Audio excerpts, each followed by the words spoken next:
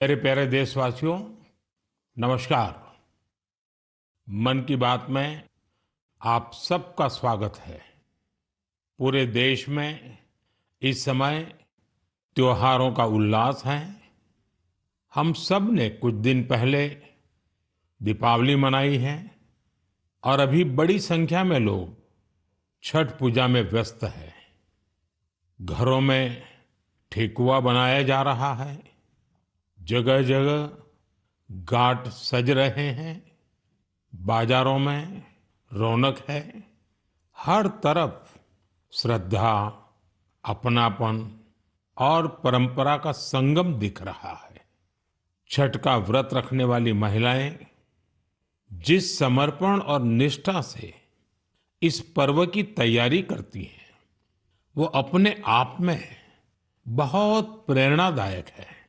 साथियों, छठ का महापर्व संस्कृति, प्रकृति और समाज के बीच की गहरी एकता का प्रतिबिंब है। छठ के घाटों पर समाज का हर वर्ग एक साथ खड़ा होता है। ये दृश्य भारत की सामाजिक एकता का सबसे सुंदर उदाहरण है। आप देश और दुनिया के किसी भी कोने में हो, यदि मौका मिले तो छठ उत्सव में जरूर हिस्सा लें। एक अनोखे अनुभव को खुद महसूस करें। मैं छठी मैया को नमन करता हूं। सभी देशवासियों को, विशेषकर बिहार, झारखंड और पूर्वांचल के लोगों को छठ महापर्व की शुभकामनाएं देता हूं। साथियों, त्योहारों के इस अवसर पर मैंने आप सभी के नाम एक पत्र लिखकर अपनी भावनाएं साझा की थी। मैंने चिट्ठी में देश की उन उपलब्धियों के बारे में बताया था जिससे इस बार त्योहारों की रौनक पहले से ज्यादा हो गई है। मेरी चिट्ठी के जवाब में मुझे देश के अनेक नागरिकों ने अपने संदेश भेजे हैं। वाकई ऑपरेशन सिंदूर ने हर भारतीय को गर्व से भर दिया है। इस बार उन इलाकों में भी खुशियां के दीप जलाए गए जहां कभी माओवादी आतंक का अंधेरा छाया रहता था। लोग उस माओवादी आतंक का जड़ से खात्मा चाहते हैं जिसने उनके बच्चों का भविष्य संकट में डाल दिया था। जीएसटी बचत उत्सव को लेकर भी लोगों में बहुत उत्साह है। इस बार त्योहारों में एक और सुखद बात देखने को मिली। बाजारों में स्वदेशी सामानों की खरीदारी जबरदस्त तरीके से बढ़ी है।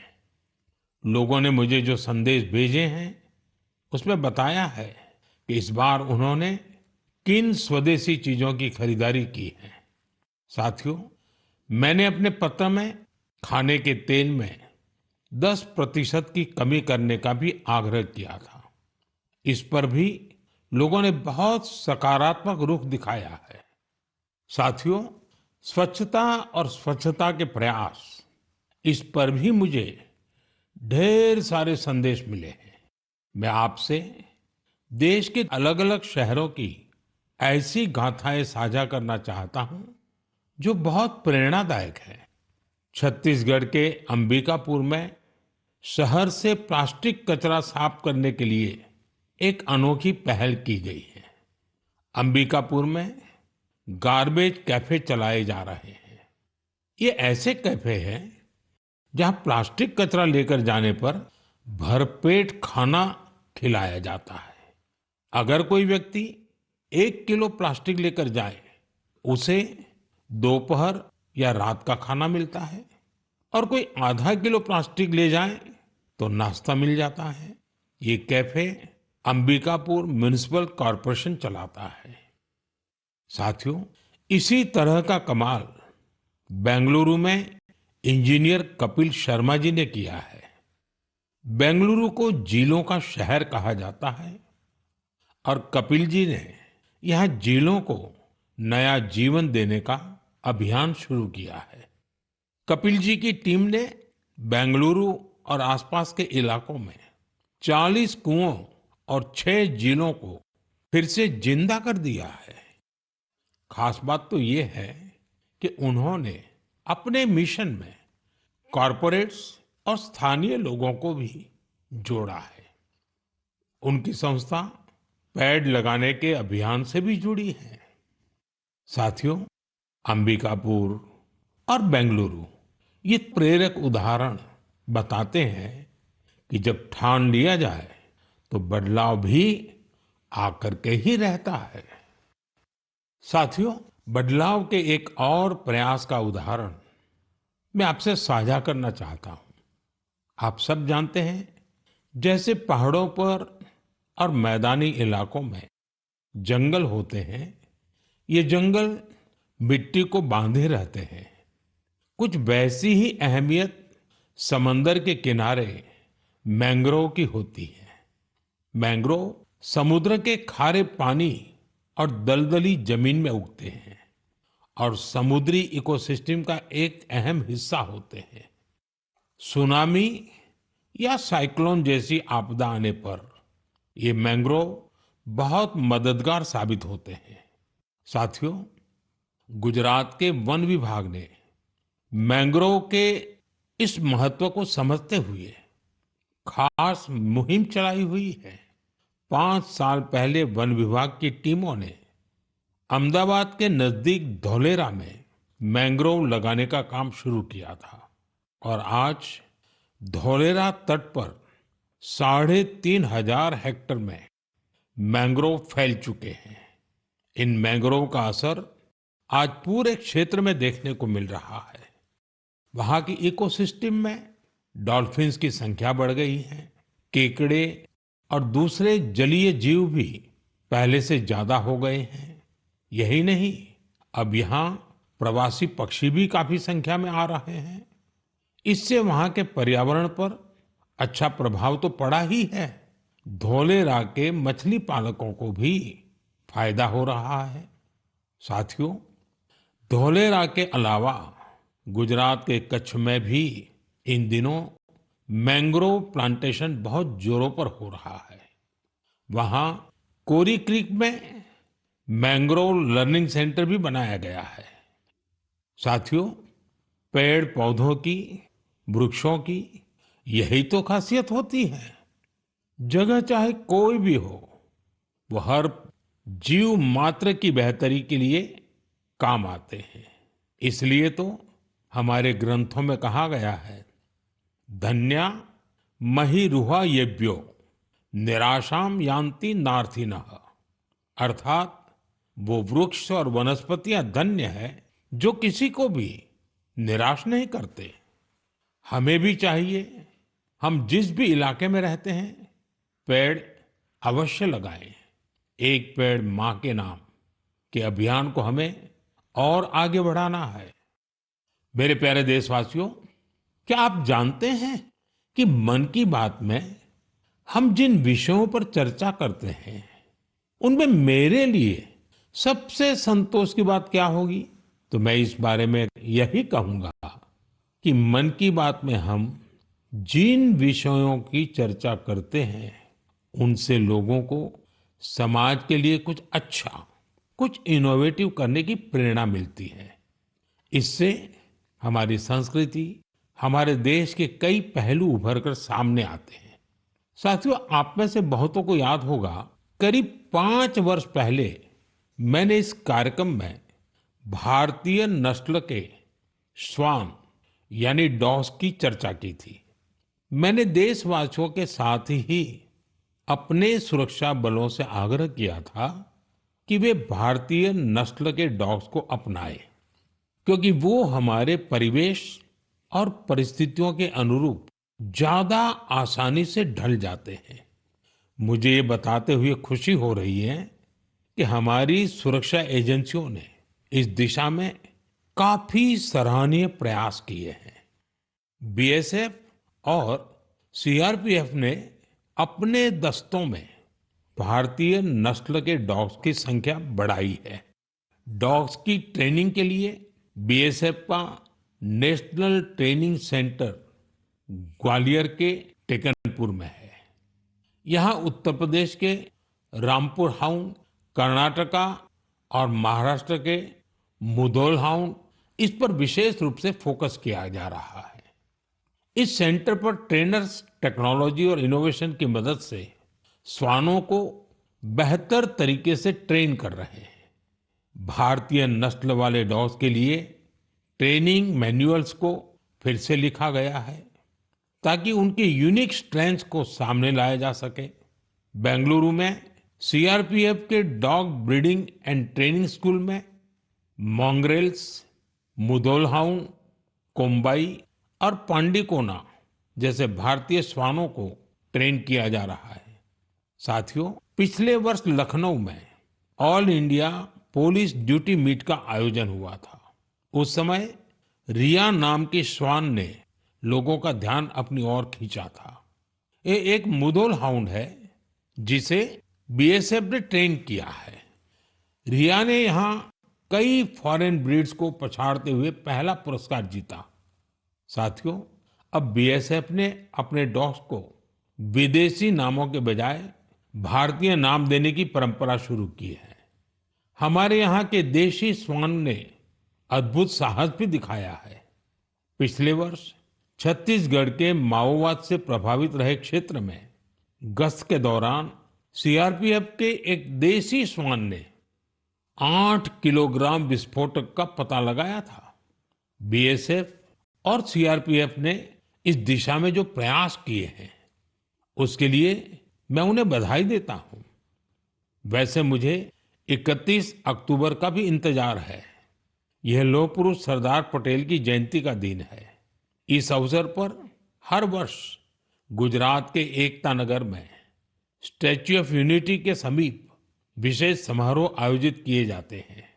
यहीं पर एकता दिवस परेड भी होती है और इस परेड में फिर से भारतीय श्वानों के सामर्थ्य का प्रदर्शन होगा। आप भी मौका निकालकर इसे जरूर देखिएगा। मेरे प्यारे देशवासियों, सरदार पटेल जी की 150वीं जयंती का दिन पूरे देश के लिए एक बहुत विशेष अवसर है। सरदार पटेल आधुनिक काल में राष्ट्र की सबसे महान विभूतियों में से एक रहे हैं। उनके विराट व्यक्तित्व में अनेक गुण एक साथ समाहित थे। वे एक अत्यंत प्रतिभाशाली छात्र रहे। उन्होंने भारत और ब्रिटेन दोनों ही जगह पढ़ाई में बेहतरीन प्रदर्शन किया। वे अपने समय के सबसे सफल वकीलों में से भी एक थे। वो वकालत में और नाम कमा सकते थे, लेकिन गांधी जी से प्रेरित होकर उन्होंने खुद को स्वतंत्रता आंदोलन में पूरी तरह समर्पित कर दिया।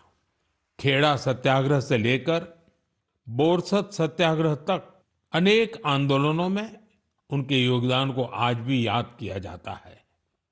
अहमदाबाद म्युनिसिपैलिटी के प्रमुख के रूप में उनका कार्यकाल भी ऐतिहासिक रहा था।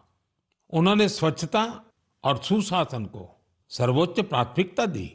उप प्रधानमंत्री और गृह मंत्री के रूप में उनके योगदान के लिए हम सभी सदैव उनके ऋणी रहेंगे। साथियों, सरदार पटेल ने भारत के ब्यूरोक्रेटिक फ्रेमवर्क की एक मजबूत नींव भी रखी। देश की एकता और अखंडता के लिए उन्होंने अद्वितीय प्रयास किए। मेरा आप सबसे आग्रह है, 31 अक्टूबर को सरदार साहब की जयंती देश भर में होने वाली रन फॉर यूनिटी में आप भी जरूर शामिल हो और अकेले नहीं, सबको साथ लेकर के शामिल हो। एक प्रकार से युवा चेतना का ये अवसर बनना चाहिए। एकता की दौड़ एकता को मजबूती देगी।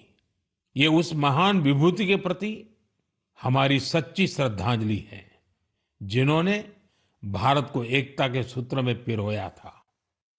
मेरे प्यारे देशवासियों, चाय के साथ मेरा जुड़ाव तो आप सभी जानते ही हैं, लेकिन आज मैंने सोचा कि मन की बात में क्यों ना कॉफी पर चर्चा की जाए। आपको याद होगा, बीते साल हमने मन की बात में अराकू कॉफी पर बात की थी। कुछ समय पहले ओडिशा के कई लोगों ने मुझसे कोरापुट कॉफी को लेकर भी अपनी भावनाएं साझा की। उन्होंने मुझे पत्र लिखकर कहा कि मन की बात में कोरापुट कॉफी पर भी चर्चा हो। साथियों, मुझे बताया गया है कि कोरापुट कॉफी का स्वाद गजब होता है। और इतना ही नहीं, स्वाद तो स्वाद, कॉफी की खेती भी लोगों को फायदा पहुंचा रही है।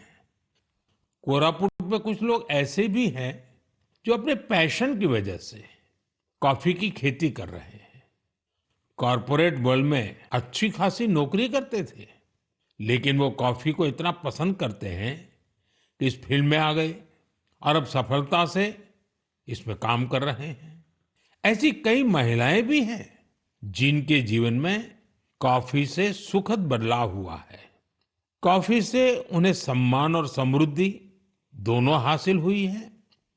सच ही कहा गया है, कोरापुट कॉफी अत्यंत सुस्वादु, एहा ओडिशारा गौरव। साथियों, दुनिया भर में भारत की कॉफी बहुत लोकप्रिय हो रही है। चाहे कर्नाटका में चिकमंगलूर, कुर्ग और हासन हो, तमिलनाडु में पुलनी, शेवरॉय, नीलगिरी और अन्नामलाई के इलाके हो, कर्नाटका तमिलनाडु सीमा पर बिलिगिरी क्षेत्र हो, या फिर केरला में वायनाड, त्रावणकोर और मालाबार के इलाके, भारत की कॉफी की डाइवर्सिटी देखते ही बनती है। मुझे बताया गया है कि हमारा नॉर्थ ईस्ट भी कॉफी कल्टीवेशन में आगे बढ़ रहा है। इससे भारतीय कॉफी की पहचान दुनिया भर में और मजबूत हो रही है। तभी तो कॉफी को पसंद करने वाले कहते हैं, India's coffee is coffee at its finest. It is brood in India and loved by the world. मेरे प्यारे देशवासियों, अब मन की बात में एक ऐसे विषय की बात जो हम सबके दिलों के बेहद करीब है। ये विषय है हमारे राष्ट्रगीत का। भारत का राष्ट्रगीत यानी वंदे मातरम। एक ऐसा गीत जिसका पहला शब्द ही हमारे हृदय में भावनाओं का उफान ला देता है। वंदे मातरम, इस एक शब्द में कितने ही भाव है, कितनी ऊर्जाएं हैं। सहज भाव में ये हमें मां भारती के वात्सल्य का अनुभव कराता है। यही हमें मां भारती की संतानों के रूप में अपने दायित्वों का बोध कराता है। अगर कठिनाई का समय होता है तो वंदे मातरम का उद्घोष 140 करोड़ भारतीयों को एकता की ऊर्जा से भर देता है। साथियों, राष्ट्रभक्ति, मां भारती से प्रेम, ये अगर शब्दों से परे की भावना है तो वंदे मातरम उस अमूर्त भावना को साकार स्वर देने वाला गीत है। इसकी रचना बंकिम चंद्र चट्टोपाध्याय जी ने सदियों की गुलामी से शिथिल हो चुके भारत में नए प्राण फूंकने के लिए की थी। वंदे मातरम भले ही 19वीं शताब्दी में लिखा गया था, लेकिन इसकी भावना भारत की हजारों वर्ष पुरानी अमर चेतना से जुड़ी थी। वेदों ने जिस भाव को माता भूमि पुत्रो अहम पृथिव्याः कहकर भारतीय सभ्यता की नींव रखी थी, बंकिम चंद्र जी ने वंदे मातरम लिखकर मातृभूमि और उसकी संतानों के उसी रिश्ते को भाव विश्व में एक मंत्र के रूप में बांध दिया था। साथियों, आप सोच रहे होंगे कि मैं अचानक से वंदे मातरम की इतनी बातें क्यों कर रहा हूं। दरअसल कुछ ही दिनों बाद 7 नवंबर को हम वंदे मातरम के 150वें वर्ष के उत्सव में प्रवेश करने वाले हैं। 150 वर्ष पूर्व वंदे मातरम की रचना हुई थी और 1896 में गुरुदेव रविंद्रनाथ टैगोर ने पहली बार इसे गाया था। साथियों, वंदे मातरम के गान में करोड़ों देशवासियों ने हमेशा राष्ट्र प्रेम के अपार उफान को महसूस किया है। हमारी पीढ़ियों ने वंदे मातरम के शब्दों में भारत के एक जीवंत और भव्य स्वरूप के दर्शन किए हैं। सुजलाम सुफलाम मलयज शीतलाम शस्य श्यामलाम मातरम वंदे मातरम। हमें ऐसा ही भारत बनाना है। वंदे मातरम हमारे इन प्रयासों में हमेशा हमारी प्रेरणा बनेगा। इसलिए हमें वंदे मातरम के 150वें वर्ष को भी यादगार बनाना है। आने वाली पीढ़ी के लिए ये संस्कार सरिता को हमें आगे बढ़ाना है। आने वाले समय में वंदे मातरम से जुड़े कई कार्यक्रम होंगे, देश में कई आयोजन होंगे। मैं चाहूंगा हम सब देशवासी वंदे मातरम के गौरवगान के लिए स्वतः स्फूर्त भावना से भी प्रयास करें। आप मुझे अपने सुझाव हैशटैग वंदे मातरम 150 के साथ जरूर भेजिए। हैशटैग वंदे मातरम 150। मुझे आपके सुझावों का इंतजार रहेगा और हम सब इस अवसर को ऐतिहासिक बनाने के लिए काम करेंगे।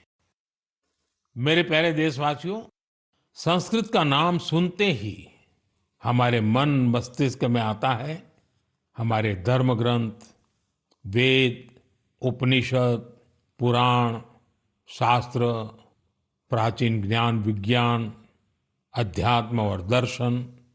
लेकिन एक समय इन सब के साथ साथ संस्कृत बातचीत की भी भाषा थी। उस युग में अध्ययन और शोध संस्कृत में ही किए जाते थे। नाट्य मंचन भी संस्कृत में होते थे। लेकिन दुर्भाग्य से गुलामी के कालखंड में भी और आजादी के बाद भी संस्कृत लगातार उपेक्षा का शिकार हुई। इस वजह से युवा पीढ़ियों में संस्कृत के प्रति आकर्षण भी कम होता चला गया। लेकिन साथियों, अब समय बदल रहा है, तो संस्कृत का भी समय बदल रहा है।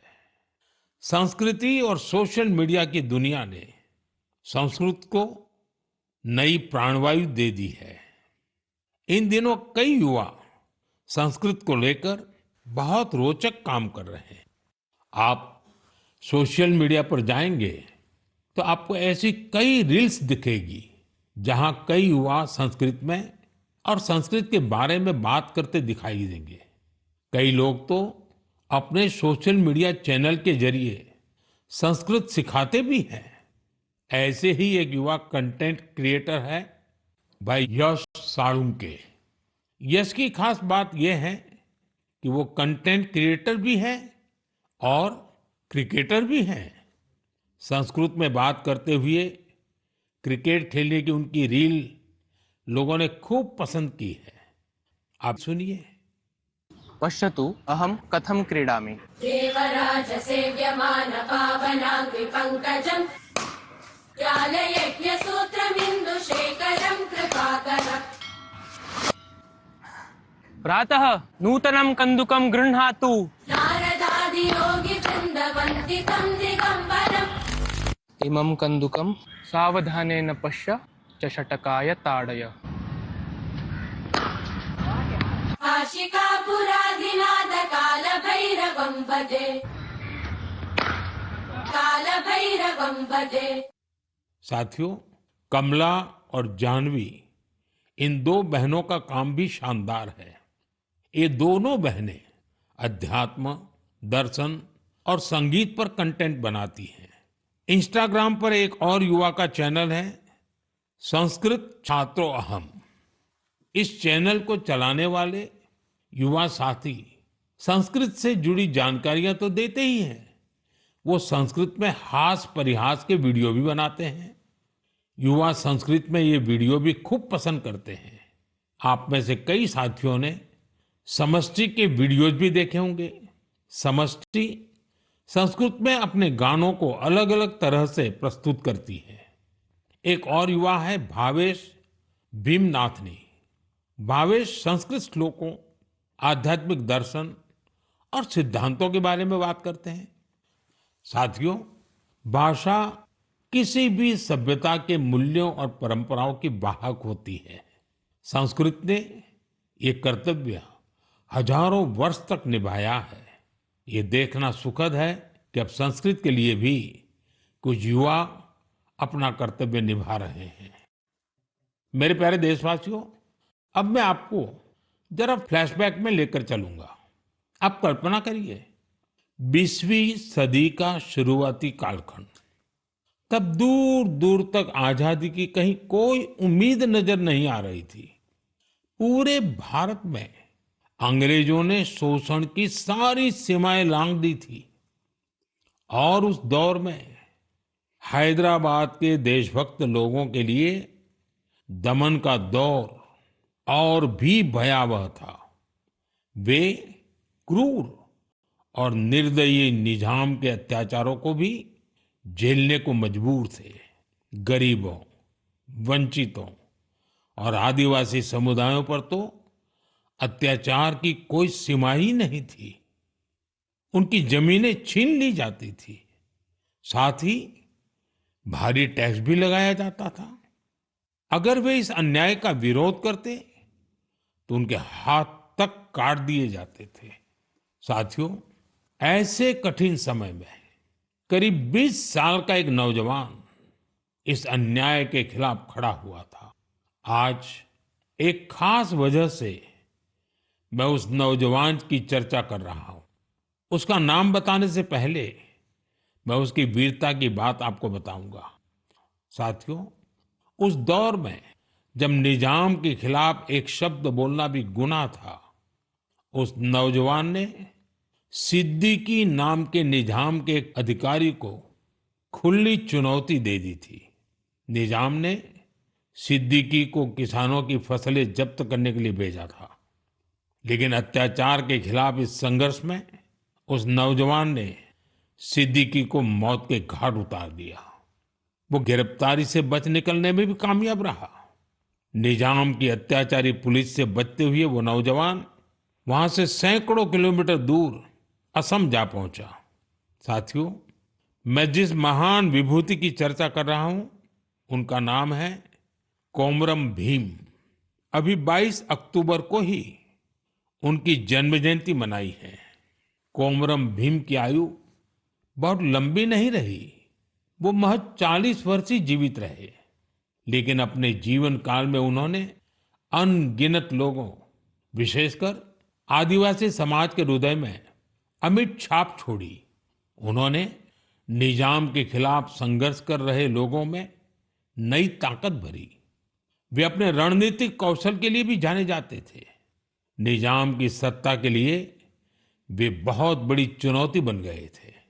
1940 में निजाम के लोगों ने उनकी हत्या कर दी थी। युवाओं से मेरा आग्रह है कि वे उनके बारे में अधिक से अधिक जानने का प्रयास करें। कोमरम भीम की ना विनम्र निवाली आयन प्रजल हृदयालो एप्पटिकी नीलीची वंटारू। साथियों, अगले महीने की 15 तारीख को हम जनजातीय गौरव दिवस मनाएंगे। यह भगवान बिरसा मुंडा जी की जयंती का सुअवसर है। मैं भगवान बिरसा मुंडा जी को श्रद्धापूर्वक नमन करता हूं। देश की आजादी के लिए, आदिवासी समुदाय के अधिकारों के लिए उन्होंने जो काम किया वो अतुलनीय है।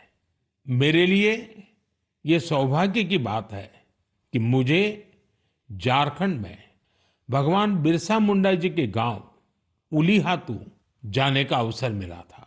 मैंने वहां की माटी को माथे पर लगाकर प्रणाम किया था। भगवान बिरसा मुंडा जी और कोमाराम भीम जी की तरह ही हमारे आदिवासी समुदायों में कई और विभूतियां हुई हैं। मेरा आग्रह है कि आप उनके बारे में अवश्य पढ़ें। मेरे प्यारे देशवासियों, मन की बात के लिए मुझे आपके भेजे हुए ढेरों संदेश मिलते हैं। कई लोग इन संदेशों में अपने आसपास के प्रतिभाशाली लोगों के बारे में चर्चा करते हैं। मुझे पढ़कर बहुत खुशी होती है कि हमारे छोटे शहरों, कस्बों, गांवों में भी इनोवेटिव आइडियाज पर काम हो रहे हैं। अगर आप ऐसे व्यक्ति या समूहों को जानते हैं जो सेवा की भावना से समाज को बदलने में जुटे हैं, तो मुझे जरूर बताइए। मुझे आपके संदेशों का हमेशा की तरह इंतजार रहेगा। अगले महीने हम मन की बात के एक और एपिसोड में मिलेंगे, कुछ नए विषयों के साथ मिलेंगे। तब तक के लिए मैं विदाई लेता हूं। आप सबका बहुत बहुत धन्यवाद।